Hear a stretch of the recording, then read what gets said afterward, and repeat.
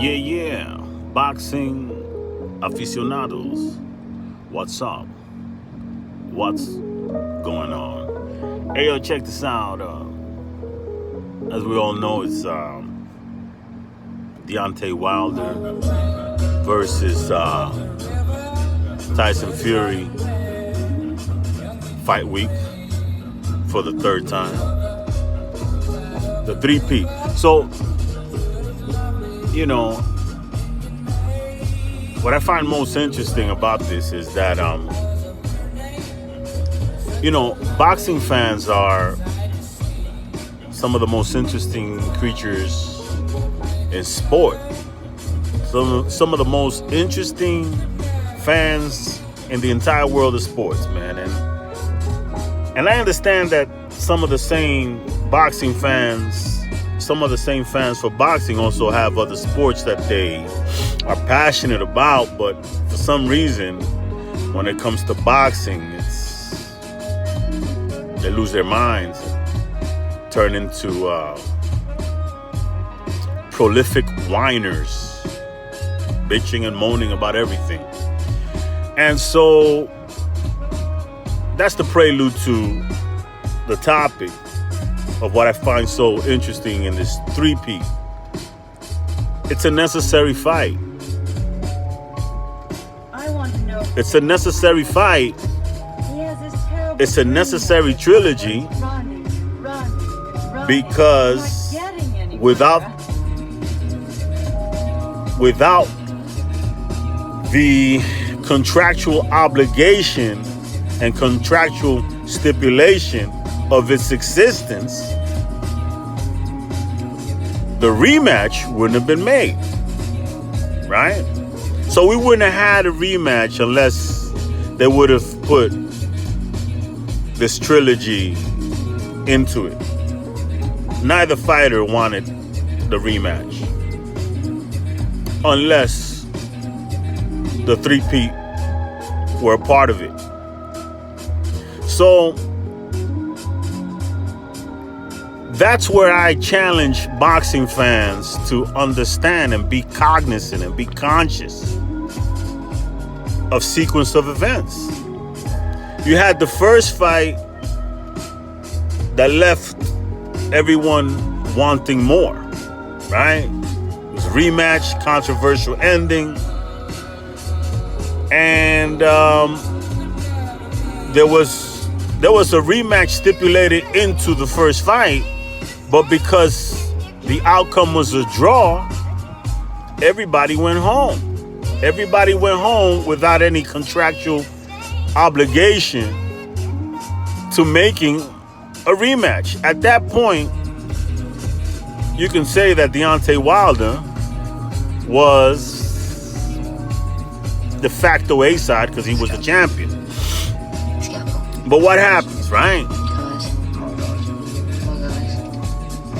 Fight's a draw, controversial ending. Most people thought that Fury won. Deontay Wilder needs to get that. He needs to correct that, right? He needs to correct that. Tyson Fury,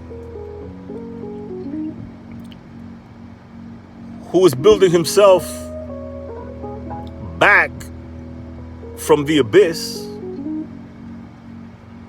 saw a very winnable fight in Deontay Wilder, right? He got up. You can talk about whether it was a long count or not. Point is, he got up, and in the end, it was him who was coming forward. So he saw an easier fight, a very winnable fight in Deontay Wilder rematch. But lo and behold, he decides that this time, when contracting for the rematch, he's going to get himself a little help. He's going to get himself some big guns to bring to the table to even the playing field when it comes to contractual prize money and stipulations in the contract. So he signs with Top Rank, signs with Bob Arum, Now he's got Disney behind him, and he can come to the table and negotiate a bigger prize, a bigger cut of the pie from Deontay Wilder, now Heyman. Now he's no longer a little fish that they were just cherry picking, because let's talk about it. Only reason you had the first fight between Deontay Wilder and Tyson Fury is because Team Wilder was cherry picking and figured that they can go and pick that little cherry out there, well, that big fat cherry, right, with a big name like Fury, Tyson Fury, pick him off, knock him out, and now have Anthony Joshua in Matchroom on the back foot in as far as, you know, in the contractual table, on the negotiating table, right? So that's what they did. They chose that route. Go through Fury, get better known, bigger fight. But the cherry pick went wrong. Fury outboxed him for 10 of 12 rounds. And it brought him to where he was with that rematch, right? So he needed Fury at this point. Fury could have gone for AJ, but, you know, why go for AJ when you see a very winnable fight in front of you with big money, a big pay-per-view event? Now, a lot of people, you know, I'm not going to skip forward. So the point is that I remember that at the end of that first fight, people thought that they were not going to get the rematch, right? Especially when Fury signed with Top Rank. All of a sudden, people were like, oh, now we're not going to get the rematch. Bob Arum, he's on the other side of the street, and blah, blah, blah, blah, blah, blah. He's ducking Wilder rematch, blah, blah, blah. Lo and behold, you get the rematch. The rematch that you wanted. The big fight that you wanted. You got. But you got it because both parties agreed to do a trilogy. That trilogy probably came, as a matter of fact, I'm willing to wager it came mostly from the Deontay Wilder camp, who had now seen Fury and seen like, well, this guy isn't the dead fish that I thought. So let's, as a champion, I'm gonna, you know, push for a trilogy in order to give him the rematch. In order for them to be a rematch, I have to have a guarantee that I'll have another crack at this man in case I lose. Champion's prerogative, right? So you get the rematch that you wanted, but they're at the price that there's a stipulation a third fight be made. Boxing fans are never satisfied. You get the rematch. For me, it was a successful event because of the event itself. I'm not looking at, I mean, it sold almost 900,000 pay-per-view. But the pageantry and excitement that rematch created was what I'm basing my assertion of its success on. It brought PBC and Top Rank to the table, brought two networks. You know, there was a Super Bowl. It was big. It was great. It was great energy surrounding that fight. That to me is a successful fight. Whether the 900,000 pay-per-view buys that it sold covered the fighters, or did it go in the red, or did it make black, or I don't give a shit about that. I'm a boxing fan. I want a big fight. I want to see an exciting fight. I got that. That's what I base success on. Anything else is, you know. Listen, I'm a fanager, like one of the worst fanagers out there. I pocket watch with the best of them. But at some point, you're gonna nitpick every fucking thing? I mean, really, get off that.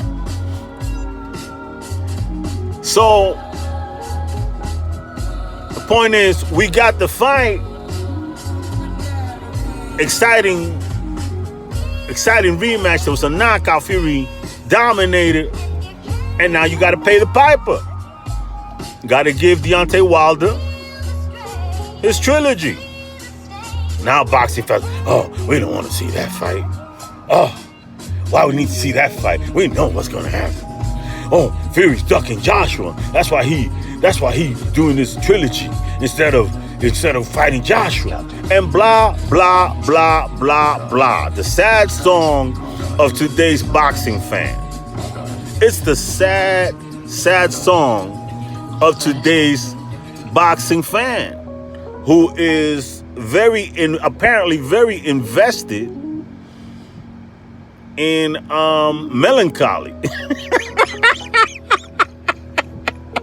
Today's boxing fan is extremely invested in melancholy, in complaining, in bitching and moaning about everything. You know. So it is what it is, baby.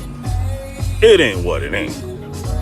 We have a contractually stipulated trilogy coming up, and guess what? I'm tickled pink. It's a great card. All heavyweights. Why are we not talking about how great this card is? Frank Sanchez against Ajagba. We get to see Jared Anderson. You got Hellenius against Kowalski, whatever the hell it is. The Polish nobody from Brooklyn. Listen, I don't want to diss the man, but they're trying to prop that guy off to being an elite. He was never elite. First of all, you need to shed a couple of pounds and get in better shape to convince me that you're elite. I'm not going to look at, somebody looks like a butcher or a super of my building and think that and consider that guy as elite. No, I'm God. No, you look like the super of my building, bro. Stop it. You know what I mean? It's your dad, but forget it. I'm not even gonna go there. Pointing is a great card, a heavyweight card. It harkens back to the days of Don King's heavyweights cards, man. Like, why are we not focusing on that? Why are we not focusing on PBC and Top Rank making yet another fight? The pageantry of that, and we're gonna have all these fighters that are coming to see the fight from both camps, and we could concentrate on the positives. As boxing fans, I challenge boxing fans to concentrate on the positives and understand the sequence of events. I'm already hearing rumblings about not wanting to see the rematch between AJ and Usyk. I don't want to see that fight. Oh, bitches and money. We don't need to see that fight. Well, we need to see that fight. Yeah, we need to see that fight. Because if the rematch between AJ and Usyk weren't in play, AJ would have just dropped the belt and Usyk would have had to fight for a vacant belt. And we would have missed out on such a great evening, on such a great achievement of Usyk's victory and drama. We would have missed out on that. But people don't think like that. Today's boxing fans and a lot of these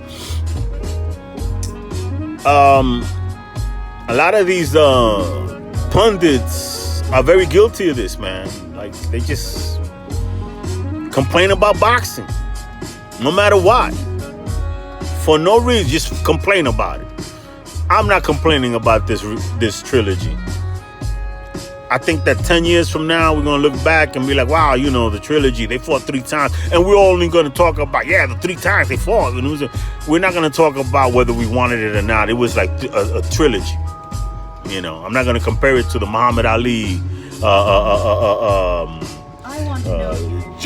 Smoking Joe Frazier trilogy. Maybe it's not on that part, but on par with that.